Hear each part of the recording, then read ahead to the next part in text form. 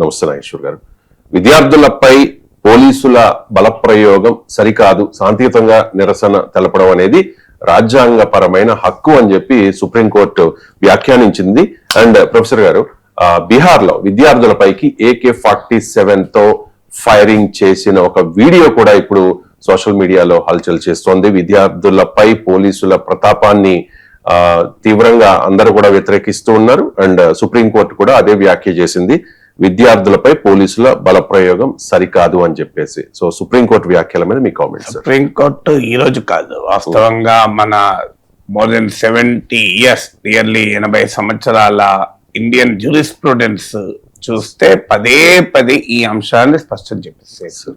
సమస్య ఏంటంటే పోలీస్ వ్యవస్థకు అది ఇంటర్నలైజ్ కావాలి. సో ఏంటి సుప్రీంకోర్టు ఒక్క కేసు కాదు, ఇప్పుడు మీకు సమయం లేదు కనుక నేను ప్రతి కేసు వివరంగా చెప్పను, కానీ ఈ కేసుల సారాంశాలు చెప్తాను. ఒకటి, Romesh Thappar versus state of Madras. ఇది మన ఫ్రీడమ్ ఆఫ్ ఎక్స్ప్రెషన్ కూడా, ఫ్రీడమ్ కు, బేసిక్ ఫ్రీడమ్స్ కు, లిబర్టీకి ఒక ప్రామాణిక జడ్జిమెంట్. రెండు, మీకు Babulal Parate versus state of Maharashtra. మూడు, doctor Ram Manohar Lohia versus state of Bihar. నాలుగు, Himmat Lal Kesha versus commissioner of police Ahmedabad. ఐదు, రామ్ లీలా మైదాన్. ఆరు, మీకు Maneka Gandhi versus union of India. ఇలా అనేక జడ్జిమెంట్లు సుప్రీంకోర్టు రిపీటెడ్ గా చెప్పింది. అందువల్ల భారత రాజ్యాంగ తాత్విక చింతన, కాన్స్టిట్యూషనల్ స్కీమ్ అర్థమైతే, జ్యూరిస్ప్రుడెన్స్ అర్థమైతే ఈ సమస్య రాదు. ఏం చెప్పింది? భారత రాజ్యాంగం ఒక సమావేశం కావడాన్ని, నిరసన తెలపడాన్ని నిషేధించదు. ఇది ఫస్ట్ గా మన పోలీస్ వ్యవస్థకు అర్థం కావాలి. సో మన దేశంలో ఒక ప్రాథమికమైన హక్కు ఏంటంటే నిరసన తెలపడము అని. అసలు right to protest, right to peaceful protest is a part of the fundamental right of the Indians. ఇది article 1 of the first amendment to the US Constitution స్ఫూర్తితో ఒక డెమోక్రటిక్ రాజ్యాంగాలు తీసుకునేటువంటి ఒక ప్రాథమిక సూత్రం. అందుకే సుప్రీంకోర్టు అనేక సందర్భాల్లో dissent is integral to democracy అని చెప్పింది. అండ్ అయితే ఈ రైట్ తో పాటు మన దేశ నేర స్మృతులు, క్రిమినల్ ప్రొసీజర్ కోడ్ కానీ, భారతీయ న్యాయ సంహిత కానీ, అధికారంలో ఉన్న వ్యవస్థకు, ప్రభుత్వానికి ఈ రైట్ రిస్ట్రిక్ట్ చేసేటువంటి అవకాశం కూడా ఇచ్చింది. ఎందుకంటే మన రాజ్యాంగం ప్రకారము అన్ని ఫండమెంటల్ రైట్స్ కూడా రీజనబుల్ రెస్ట్రిక్షన్, సహేతుక ఆంక్షలకు లోబడి ఉంటాయి. ఏ హక్కు కూడా అబ్సల్యూట్ కాదు. అయితే ఈ రెండు పరస్పర విరుద్ధంగా కనబడతాయి మనకు. అంటే పౌరునికి ఉండేటువంటి హక్కు, ప్రభుత్వానికి ఉండే నియంత్రించే అధికారం, ఈ రెండింటి మధ్య, అది భావ ప్రజ్ఞా స్వేచ్ఛ కానీ, అది నిరసన తెలపడం కానీ, ఒక సంఘం పెట్టుకోవడం కానీ, ఒక సమావేశం ఏర్పరచుకోవడం కానీ, మత స్వేచ్ఛ కానీ, ఒక వ్యాపారాన్ని చేసుకునే హక్కు కానీ, ఇలా అన్ని ప్రాథమిక హక్కులు కూడా రాజ్యాంగము సహేతుక ఆంక్షలకు అనుమతిస్తుంది. ఈ సహేతుకత ఏమిటి అనే సమయంలోనే ప్రభుత్వ యంత్రాంగం మితిమీరిన దుర్వినియోగాలు చేస్తూ ఉంటాయి. సో దీనిపైన కూడా ఇండియన్ జ్యూరిస్ప్రుడెన్స్ చాలా స్పష్టంగా చెప్పింది. ఈ రెండింటిని ఎలా చూడాలి అని. ఒకవైపేమో ప్రతి పౌరునికి ఫ్రీడమ్ ఉంటుంది, మరోవైపేమో ప్రభుత్వానికి నియంత్రించే అధికారం ఉంటుంది. అంటే right to protest versus power to restrict ఏంటి, రైట్ టు ఫ్రీ ఎక్స్ప్రెషన్ ఏంటి, పవర్ టు రిస్ట్రిక్ట్ ఏంటి, రైట్ టు ఫ్రీ అసెంబ్లీ ఏంటి, పవర్ టు రిస్ట్రిక్ట్ ఏంటి. So right to free faith, freedom to have own faith ఏంటి, power to restrict ఏంటి. ఇలా ఈ రెండింటి మధ్య ఉండాల్సిన బ్యాలెన్స్ ను చెప్తూ సుప్రీంకోర్టు, హైకోర్టులు, ఇండియన్ జ్యూరిస్ప్రుడెన్స్ కొన్ని ప్రిన్సిపల్స్ చెప్పింది. అది మొదటి ప్రిన్సిపల్ ఏంటంటే బ్యాలెన్స్ ఆఫ్ ఇంట్రెస్ట్. అంటే బ్యాలెన్స్ ఆఫ్ ఇంట్రెస్ట్ అంటే ఏంటంటే పౌరుని హక్కుల్ని అలాగే ప్రభుత్వాలకు ఉండే అధికారం మధ్య ప్రాపర్ సమన్వయం ఉండాలి అని. సో ఆ బ్యాలెన్స్ ఆఫ్ ఇంట్రెస్ట్ ఉండాలి. ఇప్పుడు ఉదాహరణకు భయంకరమైన అల్లర్లు జరుగుతూ ఉంటాయి, జరుగుతున్నా కూడా పోలీసులు లాఠీ చార్జీ చేయకుండా ఉండగలరా అంటే, ఎందుకంటే ప్రజలకు నిరసన తెలిపే హక్కు ఉంది కనుక మేమేమీ చేయలేము, కూర్చోలేరు. ఎందుకు? ఆ అధికారాన్ని నియంత్రించే అధికారం పోలీస్ వ్యవస్థకు కూడా ఉంది కనుక. అలా అని చెప్పి శాంతియుతంగా నిరసన తెలిపితే కూడా AK-47 లెక్క పెట్టి పెల్లెట్ గన్లు వాడచ్చా? వాడకూడదు. అంటే ఈ రెండింటి మధ్య ఒక బ్యాలెన్స్ ఆఫ్ ఇంట్రెస్ట్, అంటే రెండింటిని ఎలా బ్యాలెన్స్ చేయాలి అనేది మొదటి ప్రిన్సిపల్ గా చెప్పింది. రెండవది ఏంటంటే, మరి బ్యాలెన్స్ ఆఫ్ ఇంట్రెస్ట్లలో ప్రభుత్వము ఈ హక్కుని, ఈ ప్రాథమిక హక్కును నియంత్రించే సమయంలో రెండవ ప్రిన్సిపల్ చెప్పింది టెస్ట్ ఆఫ్ రీజనబుల్నెస్ అన్నది. అంటే ఆ సహేతుక అనేది న్యాయ సమీక్షకు నిలబడేదిగా ఉండాలి. మూడవది ప్రిన్సిపల్ ఆఫ్ లీస్ట్ ఇన్వేసివ్నెస్ అని చెప్పింది. అంటే పౌరుల హక్కులను నియంత్రించే హక్కు ప్రజాస్వామ్యంలో ప్రభుత్వాలకు ఉంది కదా అని ఇష్టం వచ్చినట్టుగా నియంత్రించకూడదు. అంటే ఆ రెస్ట్రిక్షన్ రీజనబుల్ గా ఉండాలి, అది కూడా న్యాయ సమీక్షకు నిలవగలిగే రీజనబుల్నెస్ ఉండాలి, అది కూడా ఈ ప్రిన్సిపల్ ఆఫ్ లీస్ట్ ఇన్వేసివ్నెస్, అంటే వీలైనంత మేరకు ప్రజల హక్కులకు భంగం వాటిల్లకూడదు. వీలైనంత మేరకు ఈ మూడు principles, balance of interest, test of reasonableness and మీకు మూడవది ప్రిన్సిపల్ ఆఫ్ లీస్ట్ ఇన్వేసివ్నెస్, ఈ మూడిటి ఆధారంగా భారతదేశంలో పౌరులకు ఉండే హక్కుల్ని, ప్రభుత్వాలకు ఉండే అధికారాల్ని మన న్యాయ ప్రక్రియ నిర్వచించింది. ఇంత స్పష్టంగా ఉండగా ఇక ఇబ్బంది ఏంటి?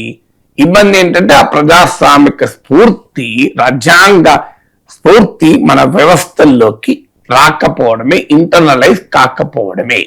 అంటే మాకు అధికారం ఉంది అనేటువంటి భావన పోలీస్ వ్యవస్థలో ఉండడము, పౌరులకు హక్కులు ఉన్నాయన్న దానికన్నా మాకు అధికారం ఉందన్న భావన డామినేట్ చేయడం వల్ల ఈ సమస్య వస్తుంది. పౌరులకు హక్కులు ముందు, తర్వాతే మీకు అధికారం. అది కూడా లీస్ట్ ఇన్వేసివ్ అధికారం మాత్రమే. అది కూడా ఎలా ఉండాలో ఇప్పుడు నేను ఇంతకుముందు చెప్పిన బాబులాల్ పరేట్, రామ్ మనోహర్ లోహియా, మనేకా గాంధీ, హిమ్మత్ లాల్ షా, మీకు రామ్లీలా మైదాన్, ఈ అనేక కేసుల్లో, రమేష్ థాపర్, ఈ కేసుల్లో సుప్రీం కోర్టు చెప్పింది అంటే, ఒకటి, పబ్లిక్ ఆర్డర్ కు ప్రమాదం ఉన్నప్పుడు మాత్రమే ప్రభుత్వానికి నియంత్రించే హక్కు ఉంటుంది అని చెప్పింది. One, public order. Public order అంటే ఏంటో నిర్వచించింది. అంటే చిదురు ముదురు లా అండ్ ఆర్డర్ ప్రాబ్లమ్స్ కూడా పబ్లిక్ ఆర్డర్ గా భావించకూడదు. అంటే minor incidents of law and order cannot be construed as public order. అంటే సమాజము అల్లకల్లోలమై ప్రజల సామూహిక భద్రతకు ప్రమాదం ఏర్పడే ఒక భయంకరమైన తీవ్రమైన పరిస్థితులు ఉంటేనే దాన్ని పబ్లిక్ ఆర్డర్ అంటారు. సో పబ్లిక్ ఆర్డర్ ను aggravated law and order problem గా చూడాలి తప్ప సాధారణ లా అండ్ ఆర్డర్ ప్రాబ్లం అనే పేరుతో చేయకూడదు. ఇది మొదటిగా చెప్పింది. రెండవది ఏం చెప్పింది అంటే, మీరు ప్రమాదం ఉంది పబ్లిక్ ఆర్డర్ కానీ చీటికి మాటికి రిస్ట్రిక్ట్ చేయకూడదు. అది vaguely defined threat to public order ఉండకూడదు. రెండు. మూడు, ఆ పబ్లిక్ ఆర్డర్ కు థ్రెట్ ఇమ్మినెంట్ గా ఉండాలి, తక్షణ ప్రమాదం ఉండాలి. నేను ఇవాళ ప్రదర్శన అనుమతిస్తే వారం రోజుల తర్వాత అల్లర్లు దొరుకుతాయని చెప్పి నా భయం అంటే కలవది. ఇమ్మినెంట్ డేంజర్ ఉండాలి, క్లియర్ అండ్ ఇమ్మినెంట్. ఆ ప్రమాదం ఉందని జెన్యున్లీ అప్రిహెండెడ్, అంటే నిజాయితీగా వ్యవస్థ నమ్మాలి. ఇంత స్పష్టంగా సుప్రీంకోర్టులు అనేక తీర్పుల్లో చెప్పితే, ఇప్పుడు మీరు పోలీస్ వ్యవస్థ పెల్లెట్ గన్లు వాడితే ప్రభుత్వాలు చూస్తూ ఊరుకుంటే, ఏ పెల్లెట్ గన్లు ఇవాళ అధికారంలో ఉన్న భారతీయ జనతా పార్టీ పోలీసులు పెల్లెట్ గన్లు వాడుతుంటే చూస్తూ ఊరుకుంటే, రేపు మీరు అధికారంలో లేని చోట వేరే పార్టీలు కూడా అదే పని చేస్తాయి కదా. మీ పార్టీ కార్యకర్తలపై కూడా రేపు నిరసన తెలిపే సందర్భంలో AK-47 పెల్లెట్ గన్లు వాడే ప్రమాదం ఉంటుంది కదా. ఎందుకంటే న్యాయ ప్రక్రియలో మనము ప్రజల హక్కుల్ని కాపాడకపోతే అది ఇవాళ ఢిల్లీలో నిరసన తెలిపిన వారి హక్కులే కావు. రేపు రైతులు తమ గిట్టుబాటు ధరకు పోరాడినా ఇదే హక్కులు కాలరాయబడతాయి. పేదలు తమ సంక్షేమ పథకాలకు పోరాడిన ఇదే హక్కులు, ప్రభుత్వ ఉద్యోగులు తమ హక్కుల కొరకు పోరాడినా ఇదే జరుగుతుంది. మీకు ఎవరు పోరాడినా ఏ రాజకీయ పార్టీ పోరాడినా ఈ రకమైన ప్రజల హక్కులకు ఉల్లంఘన జరిగితే అందరికీ ప్రమాదమే. అందువల్ల భారత రాజ్యాంగ స్ఫూర్తిని కాపాడడం కొరకు సుప్రీంకోర్టు ఈ అంశంలో మరోసారి చెప్పింది. ఫార్చునేట్లీ అంతకుముందు మాకు రీల్సే చూసే సమయం ఉండదు అని కామెంట్ చేసి చాలా వివాదమైన తర్వాత దానికి సవరణ ఇచ్చుకుంటూ వాళ్ళ పిటిషన్ లేదు, మేము అలా దాన్ని తప్పుడుగా అర్థం చేసుకున్నారని వివరణిస్తూ కారణాలు ఏదైనా సుప్రీంకోర్టు చాలా మంచి అబ్జర్వేషన్ చేసింది. మరోసారి ప్రభుత్వాలు అధికారంలో ఉన్న వారికి మీకు ప్రజల స్వేచ్ఛను హరించే అపరిమితమైన అధికారం రాజ్యాంగం కల్పించలేదు అని సుప్రీంకోర్టు ఇంకోసారి గుర్తు చేసింది.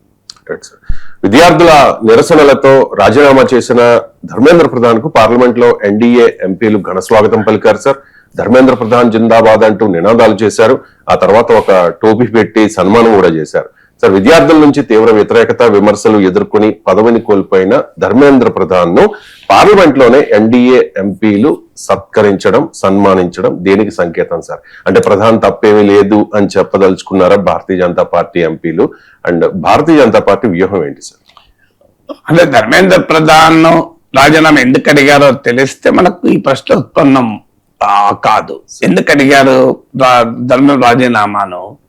ఈ ధర్మేంద్ర ప్రధాన్ రాజీనామా అడిగింది పొలిటికల్ అకౌంటబిలిటీ, మారల్ రెస్పాన్సిబిలిటీ. కానీ ధర్మేంద్ర ప్రధాన్ అందుకు రాజీనామా చేయలే. ఈ ధర్మేంద్ర ప్రధాన్ జిందాబాద్ అని చెప్పడం ద్వారా మరోసారి బీజేపీ చెప్పదలుచుకుంది అంటే మేమేమి నైతిక బాధ్యత తీసుకోవడం లేదు ఈ నీట్ పేపర్ లీక్లకు, మేమేమి దీని గురించి మా రాజకీయ జవాబుదారితనంగా భావించడం లేదు. మరి ఎందుకు రాజీనామా చేశారంటే ధర్మేంద్ర ప్రధాన్ తన లేఖలోనే చెప్పాడు కదా. ఏమని చెప్పాడు? విద్యార్థులు యువజనుల ఉద్యమాన్ని దేశ వ్యతిరేక శక్తిలో ఉపయోగించుకుంటే ప్రమాదం ఏర్పడుతోంది కనుక నేను రాజీనామా చేసిన అన్నాడు. సో ఎక్కడా మారల్ రెస్పాన్సిబిలిటీ అన్న పదం వాడలే, ఎక్కడా నైతిక బాధ్యత అన్న పదం అయినా. నేను మళ్ళీ ఇంకోసారి కూడా చూశాను, అది హిందీలో ఉన్నటువంటి మీకు గూగుల్ ట్రాన్స్లేట్ పెట్టి కూడా చూశాను. మరి నా హిందీ నాకు ఒకవేళ అర్థం కాకపోయినా నైతిక బాధ్యత అనే పదం వాడలే, మారల్ రెస్పాన్సిబిలిటీ ఎక్కడ వాడలేదు. సో అంటే అర్థం ఏంటి? సో బీజేపీ ఈ పేపర్ లీక్స్ పట్ల ఏ రకమైన వైఖరి తీసుకుంటుందో దీన్ని బట్టి అర్థమవుతుంది కదా. అంటే ఇమీడియట్ గా లక్షల సంఖ్యలో విద్యార్థులు మీకు సమావేశం అయ్యారు గనక, ఆడ నిరసన తెలుపుతున్నారు గనక ఆ ప్రాబ్లం నుంచి బయటపడటానికి రాజీనామా చేశారు తప్ప ఆనెస్ట్ అడ్మిషన్ ఆఫ్ ఫెయిల్యూర్ కాదు. మీకు కేరళ నుంచి బీజేపీ ఇంటలెక్చువల్ సెల్ కన్వీనర్ గా పనిచేసిన మోహన్ దాస్ అనే టీజీ మోహన్ దాస్ అనే అతను ఎంత భయంకరంగా నిన్న ఒక వీడియో పెట్టాడు. ఏంటంటే చాలా పెద్ద ఇంటలెక్చువల్ బీజేపీకి కేరళలో, ఆథరు, కాలమ్నిస్టు, టీవీ కామెంటేటరు. సో ఆయన ఏమంటాడు, నేనే అక్కడ ఉండుంటే కాల్చిపడేసేవాడిని, అసలు ఏంటంటే ఇట్లుండేది కాదు, కాల్చిపడేసేవాడిని. ఏముంది, కొంతమంది చనిపోయారు, కొంతమంది తీవ్ర గాయాలయ్యేది, కొంతమంది వాళ్ళు పారిపోయారు, ఆ తర్వాత డెడ్ బాడీస్ కలెక్ట్ చేసి హాస్పిటల్ తరలించే వాళ్ళు అయిపోయేది. ఏమున్నది, ఒక 2 గంటల్లో మొత్తం సమస్య అయిపోయేది అంటూ ఆఖరికి ప్రొటెస్ట్ చేస్తున్న అమ్మాయిల్ని ఎంత ఘోరంగా మాట్లాడే దే ఆర్ రేప్ కోరుకునేటువంటి వాళ్ళు అని కూడా అన్నారు. దీనిపైన ఆర్ఎస్ఎస్ డిస్టెన్స్ చేసుకుని మాకు సంబంధం లేదు అతని అభిప్రాయాలను ఖండించింది కూడా. కానీ ఆయన ఆర్ఎస్ఎస్ వెటరన్, భారతీయ జనతా పార్టీలో ఆ పార్టీ ఇంటెలెక్చువల్ విభాగానికి కన్వీనర్ గా పనిచేస్తున్నారు కేరళలో. సో ఇది అఫ్ కోర్స్ మనం అది కూడా అందుకే చెప్తున్నాం, ఆర్ఎస్ఎస్ కూడా క్లియర్ గా కండెమ్ చేస్తున్నాం మేము స్ట్రాంగెస్ట్ పాసిబుల్ టర్మ్స్ లో అన్నారు. అంటే ఏ రకమైన మైండ్ సెట్ ఇది తెలియజేస్తోంది అంటే ప్రజలకు మేము గౌరవం ఇయ్యము, ప్రజల ఈ దేశ యువతరం యొక్క అగావేశాలు మేము పట్టించుకోము, మా తప్పుడు కనీసం అంగీకరించము అని. మనం ఇది ఒక్కసారి కాదు, గతంలో అజయ్ మిశ్రా తేనియన్ హోమ్ మినిస్టర్ కొడుకు ఏకంగా కారు తీసుకెళ్లి లఖింపూర్ కేరీలో ప్రొటెస్టర్ల మీద రైతుల మీదకి పంపించి చంపించినా కూడా ఎక్కడా ఏ మాత్రం కూడా బాధ లేదు. So this is a known fact, కళ్ళ ముందు జరుగుతున్న వ్యవహారం కదా. ఇంత దారుణంగా మాట్లాడుతుంటే అసలు ఆ టీజీ మోహన్ దాస్ తీసుకెళ్లి లోపలేయాలి కదా లెక్క ప్రకారం అయితే. ఎందుకంటే ఓపెన్ చెప్తున్నా, నేనైతే కాల్చిపడేసేవాడిని నేను. మరి అది వైలెన్స్ ను ప్రోత్సహించడం కాదా? అది వేరే వాళ్ళు అయితే ఇప్పటికి ఎన్ని కేసులు పెట్టేవాళ్ళు. సో మరి అలాంటి కేసు మీకు మీడియాలో అంతటా వచ్చింది ఈ వార్త, మీరు చూడండి. సో అందువల్ల మీకు ఈ ధోరణి సరైనది కాదు. ఇప్పటికైనా ప్రభుత్వం ఇదొక పొలిటికల్ డిఫీట్ గా భావించాల్సిన అవసరం లేదు. ఓకే, గవర్నెన్స్ డెఫిసిట్, విద్యార్థులు పోరాడారు, కనీసం మీకు వ్యవసాయ చట్టాల విషయంలోనైనా ప్రధానమంత్రి క్షమాపణ చెప్పి వెనక్కి వచ్చారు. ఇప్పుడు దీనిపైన క్షమాపణ తర్వాత సంగతి. మేము గెలిచాము అనే ఒక విజయోత్సాహాలు జరుపుకునే రీతిలో ధర్మేంద్ర ప్రధాన్ జిందాబాద్ అంటే మరి దాని ఎందుకు రాజీనామా చేసినట్టు, మరి మీరు ఎందుకు రాజీనామా చేయాల్సి వచ్చింది అంటే క్లియర్ గా ఈ నరేటివ్ వార్ లో ఓడిపోయాము. ఈ నరేటివ్ వార్ ఏంటి, అసలు మీరు దీన్ని పట్టించుకోనుకున్నారు, ఇదేం వారు పెద్ద ఇంపాక్ట్ ఉండదు అనుకున్నారు. అర్బన్ నక్సలైట్లు అన్నారు, తీవ్రవాదులు అన్నారు, విదేశీ నిధులు అన్నారు, ఎన్ని చేసినా యువజన ఉద్యమం ఆగలేదు గనక అనివార్యంగా వెనక్కి తగ్గారు. కానీ ఆ ఓటమిని అంగీకరించడానికి సిద్ధంగా లేరు. ఓటమిని అంగీకరించాల్సిన అవసరం ఉన్నదని నేను అంటలేదు. కనీసం ఫ్యాక్ట్స్ అగ్రీ కండి, పేపర్ లీక్లు ఎందుకు ఆవేదన వ్యక్తం చేయండి. ఆ పేపర్ లీక్స్ మహాపాప్ అని ప్రధానమంత్రి అన్నారు కదా, ఆ మహాపాప్కి ఎవరెవరు బాధ్యత వహించాలి కదా. మహాపాప్ జరిగిన మినిస్ట్రీకి నాయకత్వం వహిస్తున్న వ్యక్తి రాజీనామా చేస్తే నేను జిందాబాద్ అంటాను, సన్మానాలు చేస్తానంటే వారి మెసేజ్ ఇట్ ఇండికేట్స్ భవిష్యత్తులో పేపర్ లీక్స్ చేసే వారికి ఏ రకమైన మెసేజ్ వెళ్తుంది. కాక్రోచ్ జనతా పార్టీ అనేది ఒక ఆన్లైన్ ఉద్యమంగా స్టార్ట్ అయింది, ఎంత ఉధృతమైంది. ఆ ఉధృతికి కేంద్ర విద్యాశాఖ మంత్రే వెనక్కి తగ్గాల్సి వచ్చింది, రాజీనామా చేయాల్సి వచ్చింది, కేంద్రమే వెనక్కి తగ్గాల్సి వచ్చింది. సరే, ఇప్పుడు మరో 2 ఆన్లైన్ ఉద్యమాలు తెరపైకి వస్తూ ఉన్నాయి. E20 పెట్రోల్ ను వ్యతిరేకిస్తూ E20 జనతా పార్టీ అనే ఒక ఆన్లైన్ మూవ్మెంట్ స్టార్ట్ అయింది. దాంతో పాటు రిజర్వేషన్లు ఆపేయాలి, రిజర్వేషన్ హటావో ఆందోళన్ RHA పేరుతో ఆన్లైన్ లో ఒక ఉద్యమం స్టార్ట్ అయింది. సార్, E20 విషయంలో కేంద్రం వెనక్కి తగ్గుతుందా? అండ్ మరి రిజర్వేషన్లు అంటే చాలా సున్నితమైన అంశం, ఈ విషయంలో కేంద్రం ఎలాంటి ఆలోచన చేసే అవకాశం? కేంద్రం ఎలాంటి చేస్తుందో నేను ఎలా ఊహించగలను? మీరు కేంద్రాన్ని అడగాలి, నన్ను అడిగితే నేనేం చెప్పగలను? కేంద్రం ఏ రకంగా ఊహిస్తుంది అనేది స్పెక్యులేషన్ నేను ఎప్పుడు చేయను. మనకు చాలాసార్లు మన విశ్లేషణలో మళ్ళీ చెప్తున్నా, ఐ కెనాట్ స్పెక్యులేట్ కేంద్రం ఎలా ఊహించుతుంది, ఎలా ఆలోచిస్తుంది అని. అది కేంద్రం పని. కానీ ఎలా చెయ్యాలి మాత్రమే నేను చెప్పగలను. E20 పెట్రోల్ అయితే జెన్యూన్ కన్సర్న్. అది దానికన్నా ముఖ్యమైనది అంటే ఇది ప్రభుత్వానికి ఏ రకమైన సవాళ్ళను ఇస్తుంది అనేది ముఖ్యం. సో ప్రభుత్వం ముందు మీకు ఈ కాక్రోచ్ జనతా పార్టీ ఉద్యమము, ఈ పేపర్ లీక్స్ ఒక పెద్ద సవాల్ని క్రియేట్ చేసింది. ఎందుకంటే బీజేపీ సపోర్ట్ బేస్ ను ఇది ఎఫెక్ట్ చేసింది కనుక మీకు E20 పెట్రోల్ కూడా బీజేపీకి ఉన్నటువంటి సపోర్ట్ బేస్ కూడా ఎఫెక్ట్ చేస్తుంది. ఎందుకంటే paper leaks and E20 petrol ప్రజలందరి సమస్య, మీకు అన్ని వర్గాల సమస్య కనుక ప్రజల్ని అన్ని రకాల అస్తిత్వాలను అధిగమించి ఏకం చేయగలుగుతుంది. ఇప్పుడు రైతు ఉద్యమానికి వచ్చేవారికి ఏం చేశారు, రైతులకు మాత్రమే సంబంధించింది కనుక తప్పించుకోగలిగారు. అందులో వరి గోధుమ పండించే రైతుల ఇతర మరి గిట్టుబాటు ధరలు అందరికి మీరు మినిమం సపోర్ట్ ప్రైస్ మిగతా వాటికి లేవు కదా అన్నారు. పంజాబ్ హర్యానా వెస్టర్న్ ఉత్తరప్రదేశ్ రైతులు ఇతర రైతులు అంతగా పాల్గొనలేదు కదా అన్నారు. అలా తప్పించుకోగలిగారు. మీకు సిటిజన్షిప్ అమెండ్మెంట్ యాక్ట్ అయితే వాస్తవంగా అనుకూలంగా ఉపయోగించుకోలేదు బీజేపీ, ఎందుకంటే మైనారిటీల ఉద్యమంగా నడిచింది కనుక, ప్రొజెక్ట్ అయింది కనుక. సో మీకు ఈ paper leaks and E20 petrol వచ్చే వరకు ఇది ఏ రకమైన అభాండాలు మీరు వేయలేరు. అందుకే మీరు ముందుగా ఈ పేపర్ లీక్ ఉద్యమం వచ్చినప్పుడు దీనికి విదేశీయులు ఉన్నారని, అర్బన్ నక్సలైట్లు ఉన్నారని, దేశద్రోహులు ఉన్నారని బ్రాండ్ వేయగలిగారు. కానీ ప్రాక్టికల్ గా అది సాధ్యమయ్యే పని కాకుండా పోయింది. అందువల్ల దిగిరాక తప్పలేదు. రేపు E20 పెట్రోల్ వెనకాలకు కూడా ఉన్నవారు ఎవరని మొదలు పెడతారో, దీని వెనకాల పెట్రోల్ లాబీ ఉంది, డీజిల్ లాబీ ఉంది అని అటాక్ మొదలు పెడతారు. కానీ ఇది ప్రతి ఒక్కరిని ఇంక్లూడింగ్ బీజేపీ ఓటర్లను, బీజేపీ నాయకులకు కూడా ఇబ్బంది పెడతారు ఈ ఇష్యూస్. అందువల్ల బీజేపీ రెక్కాటంలో పడాల్సిన పరిస్థితి నెట్టివేయబడుతుంది. ఎందుకంటే డిఫెండ్ చేసుకోవటానికి అవకాశం లేని అంశం. తన పార్టీని సమర్థించే వారు కూడా ఈ విషయంలో వ్యతిరేకిస్తున్నారు. సో ఇది ఒక BJP challenge.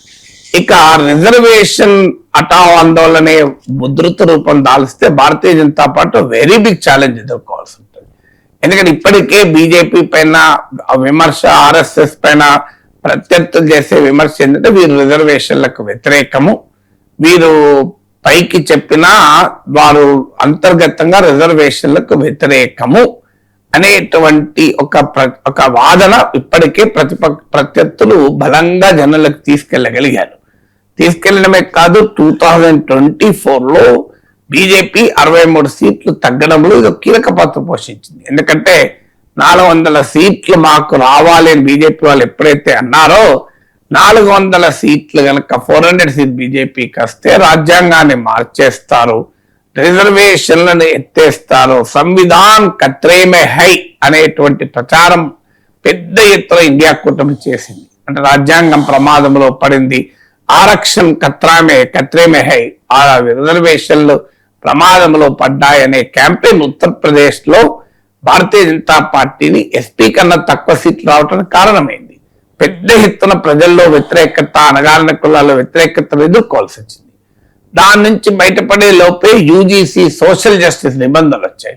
UGC social justice నిబంధనలు అంటే విశ్వవిద్యాలయాల్లో కుల వివక్ష నియంత్రించేందుకు మొదలైన బీజేపీ కోర్ సపోర్ట్ లాబీ అనే అప్పర్ కాస్ట్లు తీవ్రంగా వ్యతిరేకించారు. మీకు ఉత్తరప్రదేశ్ లాంటి స్టేట్ లో కూడా బీజేపీ ఆఫీస్ బేరర్ రిజైన్ కూడా చేశారు.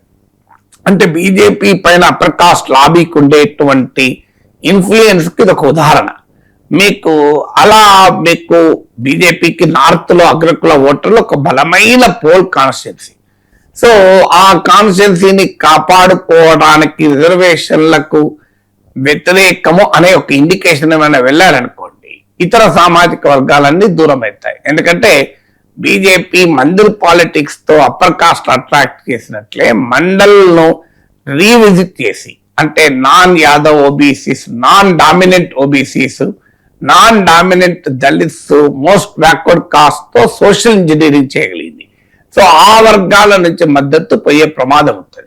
అందువల్ల సమాజంని నిట్టనిలువున డివైడ్ చేయగలిగే ఇష్యూ కనుక మీకు పేపర్ లీక్స్ తోమో E20 పెట్రోమో సమాజంలో అన్ని వర్గాలను యునైట్ చేసిన ఇష్యూ ఒక రకంగా ఛాలెంజెస్ అయితే, ముఖ్యంగా హిందూ సొసైటీని డివైడ్ చేసేటువంటి ఇష్యూ కనుక బీజేపీ ఒక సీరియస్ ఛాలెంజ్ ను ఎదుర్కోక తప్పదు. అందువల్ల ఈ అంశం ఇంకా ఉధృత రూపం దాలిస్తే ఏ రకమైన స్టాండ్ తీసుకుంటుంది అని. అయితే ఇదేం కొత్త ఉద్యమాలు కాదు. భారతదేశంలో రిజర్వేషన్ వ్యతిరేక ఉద్యమాలు, రిజర్వేషన్ అనుకూల ఉద్యమాలు చాలా ఏళ్ళు జరిగాయి, చాలా సార్లు జరిగాయి.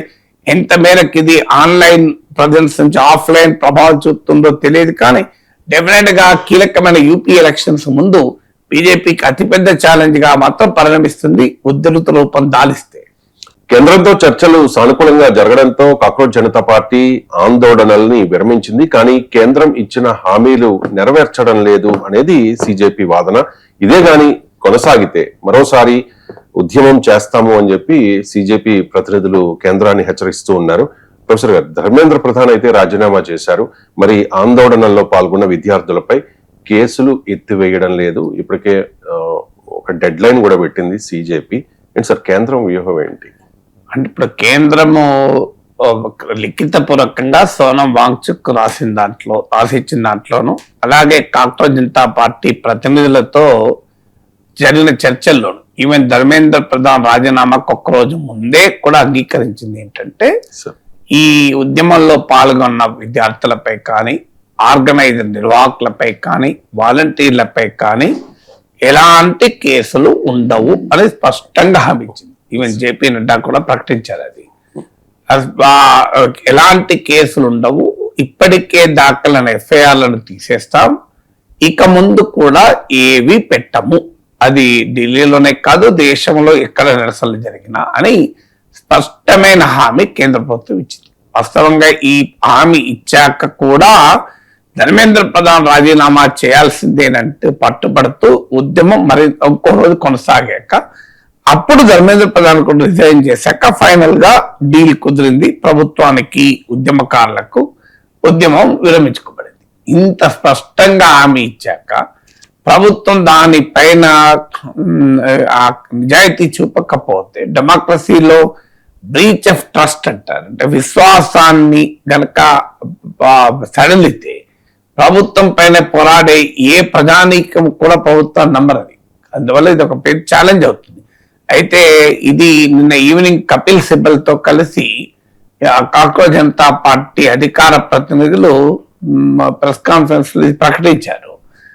చిన్న తర్వాత లేట్ నైట్ ప్రభుత్వ ప్రతినిధులకు కాక్రోచ్ జనతా పార్టీ ప్రతినిధులకు మధ్య చర్చలు జరిగాయని నాకు గుర్తు. ఉదయాన్నే చూశాను. ఎర్లీ అవర్స్ 1 o'clock సిజేపీ అధికార ప్రతినిధి సౌరవ్ దాస్ వీడియో కూడా పెట్టాడు. వీడియో చూద్దాం సార్ ఒకసారి. दोस्तों रात के 1 बज रहे हैं एंड अभी हम लोगों ने जो दिल्ली पुलिस के रिप्रेजेंटेटिव्स थे जो एक तरह से इंटरलोक्यूटर की तरह काम कर रहे थे हमारे डिस्कशंस के लिए, वो आए थे हमसे मिलने एंड हम लोगों से पूछा कि क्या क्या प्रॉब्लम्स आ रहे हैं. हम लोगों ने बताया कि जो वादे किए थे सरकार ने, हमें आशंका है कि वो शायद वादे नहीं रखे जाएंगे. तो वो साथ में ये government of Bihar home department का जो प्रेस रिलीज है जिसमें उन्होंने बोला है कि सारे एफआईआर वापस लिए जाएंगे प्रोटेस्टर्स के खिलाफ एंड फ्यूचर में भी कोई एक्शन नहीं लिया जाएगा, वो प्रेस रिलीज लेके आए थे. एंड साथ साथ हम लोग बैठ के ये डिस्कस कर रहे थे कि कौन कौन से दूसरे गवर्नमेंट्स हो सकते हैं, स्टेट गवर्नमेंट्स, जो ऐसे सिमिलर नोटिफिकेशंस निकाले जिससे प्रोटेस्टर्स को कोई हार्म ना आए. तो ऐसे ही काक्रोच जनता पार्टी हम लोग पूरे दिन एंड जब से ये प्रोटेस्ट शुरू हुआ है हम लोग प्रोटेस्टर्स के लिए काम कर रहे हैं. एंड अभी हम लोगों ने काफी लंबा डिस्कशन किया, ऑलमोस्ट 1.5-2 घंटे हो गए करते हुए. अभी हम लोग निकल रहे हैं एंड सरकार ने गारंटी दिया है कि कल तक जितने भी हमारे एप्रीहेंशंस थे कि ये स्टेट में कुछ हो जाएगा वो स्टेट में हो जाएगा, उन सब का नोटिफिकेशंस निकल आएगा एंड प्रोटेस्टर्स एक तरीके से सेफ रहेंगे. फ्यूचर में भी उनके खिलाफ कोई एक्शन नहीं होगा. कल हमें और ज्यादा डिटेल्स पता लगेंगे. हम डे 1 से सारे प्रोटेस्टर्स के साथ खड़े हैं. Cockroach Janata party as a movement हम लोग कभी अबैंडन नहीं करेंगे किसी भी प्रोटेस्टर को. मैं, रत्ना, आशु, अभिजीत, वैष्णवी, सब लोग पूरे टाइम लगे पड़े हैं कि कोई भी प्रोटेस्टर को कोई हार्म नहीं आना चाहिए. ऐसे ही हम लोग एक साथ आगे बढ़ते रहेंगे. दोस्तों रात midnight 1 o'clock రిలీజ్ చేసిన వీడియో సార్. అంటే అందుకే అంటే ప్రభుత్వం మరోసారి హామీ ఇచ్చింది. ఎందుకంటే ఇది వాస్తవంగా నిన్న ఈవినింగ్ మేము మరోసారి దేశవ్యాప్త నిరసనలకు పిలిపి ఇవ్వాల్సిన పరిస్థితి వస్తుంది అని కూడా హెచ్చరించారు. ఆల్రెడీ పార్లమెంట్ లో ప్రతిపక్షాలు ముక్త కంఠంతో అసలు ఈ పోలీస్ ఎక్సెసెస్ పైన డిమాండ్ చేస్తున్నారు. మీరు క్షమాపణ చెప్పాలి, అమిత్ షా ప్రధానమంత్రి క్షమాపణ చెప్పాలి, ఈవెన్ అమిత్ షా రాజీనామా చేయాలనే స్థాయికి కూడా డిమాండ్ ఉన్నాయి. అందువల్ల పోలీస్ ఎక్సెసెస్ పైన ప్రభుత్వాన్ని పార్లమెంట్ లో అపోజిషన్ నిలదీస్తోంది. ఆల్రెడీ సుప్రీంకోర్టులో కేసు నడుస్తుంది. సుప్రీంకోర్టు కూడా చాలా స్పష్టంగా చెప్పింది శాంతియుతంగా నిరసన తెలపడం రాజ్యాంగం కల్పించేటువంటి హక్కని. అందువల్ల మీకు పార్లమెంట్ నుంచి ఒత్తిడి ఉంది, న్యాయ వ్యవస్థ నుంచి ఒత్తిడి ఉంది, స్ట్రీట్ ప్రెషర్ కూడా ప్రభుత్వం పైన ఉంది. అందుకే బహుశా లేట్ నైట్ ఈ కాక్రోచ్ జనతా పార్టీ ప్రతినిధులతో ప్రభుత్వ ప్రతినిధులు సమావేశం అయి ఉంటారు. ఎందుకంటే జేపీ నడ్డా స్థాయిలో ఒకసారి అగ్రిమెంట్ కుదిరాక JP Nadda is not just another union minister. మీకు ఆయన ఏమి మిత్రపక్షాల మంత్రి కాదు, భారతీయ జనతా పార్టీ మంత్రి, బీజేపీ అగ్రనాయకుడు, పార్టీ జాతీయ అధ్యక్షుడిగా పనిచేసిన very highly distinguished respectable political leader. So మీకు ఆయన వ్యక్తిగత క్యారెక్టర్ కూడా చాలా సౌమ్యుడు కనుక బహుశా ఆయన మీద నమ్మకంతో ప్రతినిధులు అంగీకరించి ఉండాలి. అందువల్ల ఆయన జేపీ నడ్డా క్రెడిబిలిటీకి ఇది ఒక ప్రశ్నగా మారిపోయే ప్రమాదం ఉంటుంది. ఒకవేళ ప్రభుత్వం గనక దీన్ని సరిగా డీల్ చేయకపోతే, హ్యాండిల్ చేయకపోతే. హెల్త్ మినిస్టర్ హోదాలో జేపీ నడ్డా వెళ్ళినా భారతీయ జనతా పార్టీ ఒక అఖిల భారత స్థాయి నాయకుడే నేరుగా చర్చలో పాల్గొన్నారు. సోనం వాంగ్చుక్ పల్లరసం ఇచ్చి మీకు దీక్షను ఉపశమనింపజేసింది కూడా జేపీ నడ్డాయే.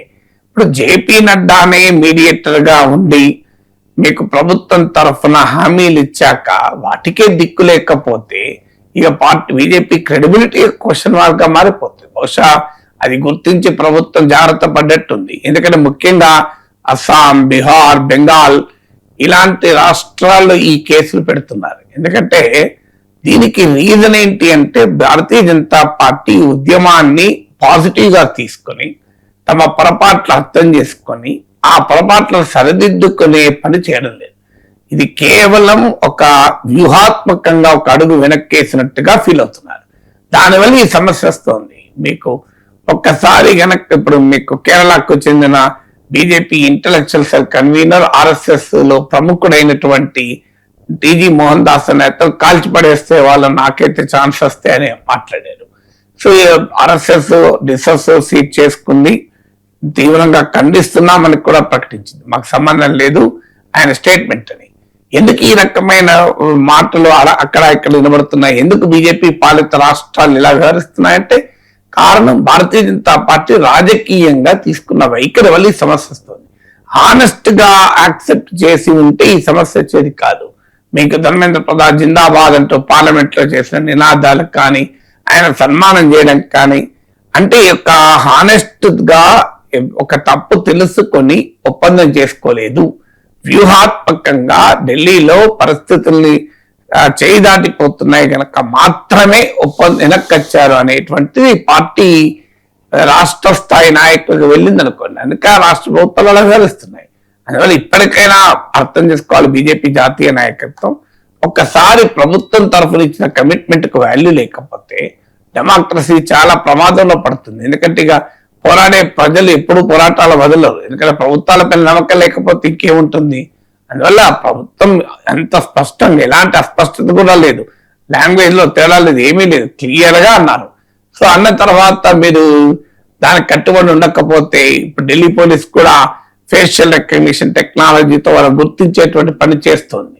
అందువల్ల మీరు ఇంకో ముఖ్యమైన అంశం కూడా బీజేపీకి అర్థం కావాల్సింది, పాల్గొన్న ప్రొటెస్టులంతా మీ వ్యతిరేకులు కారు, వాళ్ళు మన సాధారణ బిడ్డలు. వారేమి రాజకీయ పార్టీల కార్యకర్తలు కారు. వారి పట్ల అంత కక్ష ఉండాల్సిన అవసరం లేదు. వారు ఒక ఆవేదనతో కడుపు మండి రోడ్డు మీదకి వచ్చారు.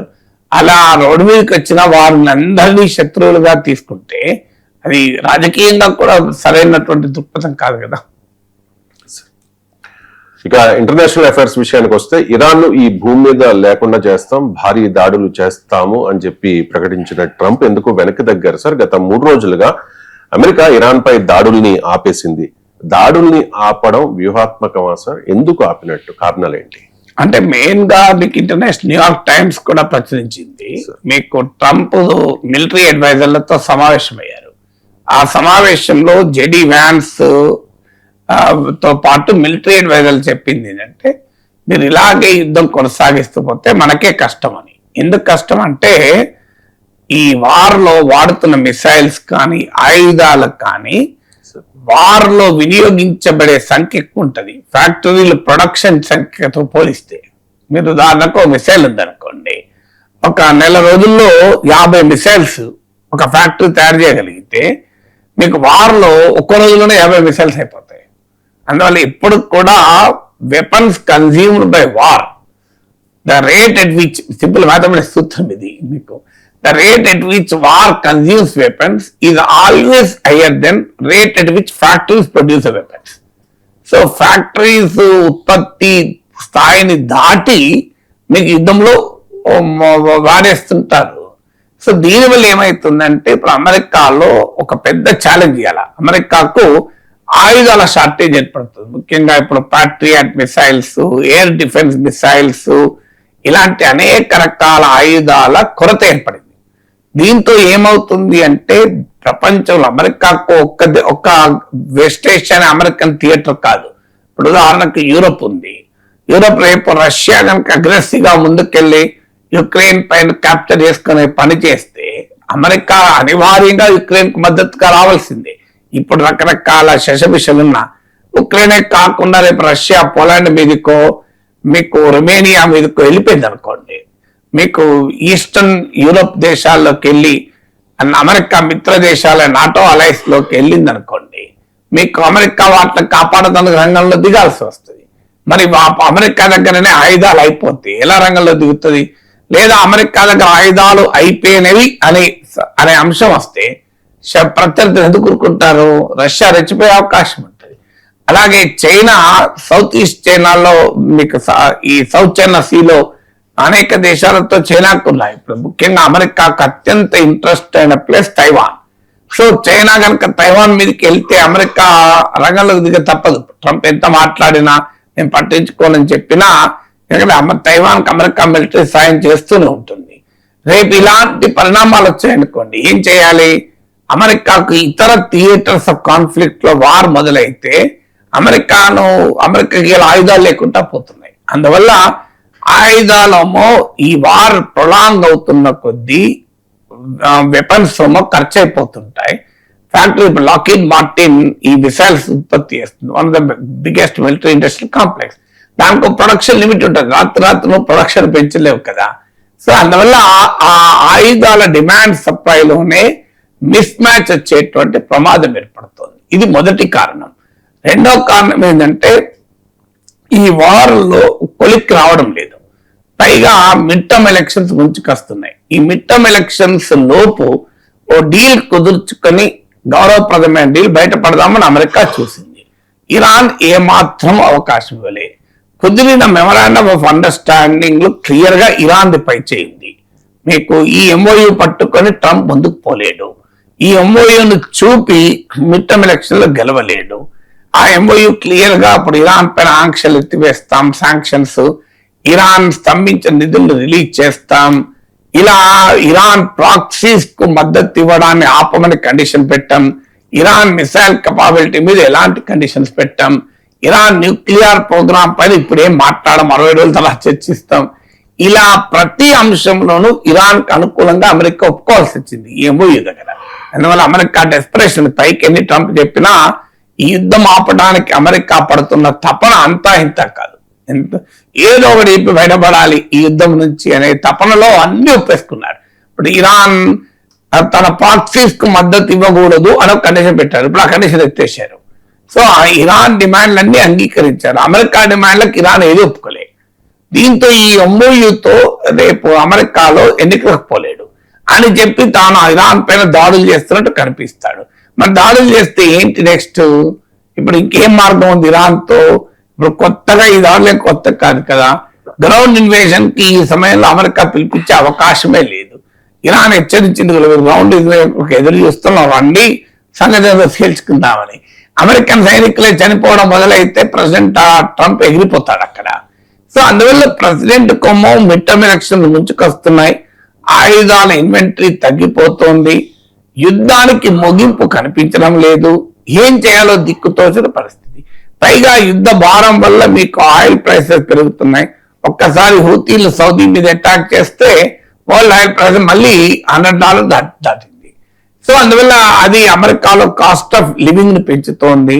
సో ఈ గందరగోళం నుంచి బయటపడటానికి ట్రంప్ వేసిన ఎత్తుగడ ఏంటంటే, నేను యుద్ధం తాత్కాలికంగా ఆపుతున్నాను, కారణం నాకు డిప్లొమసీ కనబడుతోంది, ఇరాన్ వాళ్ళు చర్చలు రెడీ అయ్యారు, అది తెలిసి నేను ఆపుతున్నా అంటున్నాడు. ఇరాన్ వాళ్ళు వెంటనే ప్రకటించారు అలాంటిది ఏమీ లేదు, మేము ట్రంప్తో చర్చిస్తలేం, అమెరికాతో చర్చిస్తలేం, చర్చించే ప్రసక్తే లేదు, మేము ఒమన్తో చర్చించేది స్ట్రెయిట్ ఆఫ్ హార్మూజ్ పైన మా గ్రిప్ ఎలా ఉండాలో చర్చిస్తున్నా అని చెప్పారు.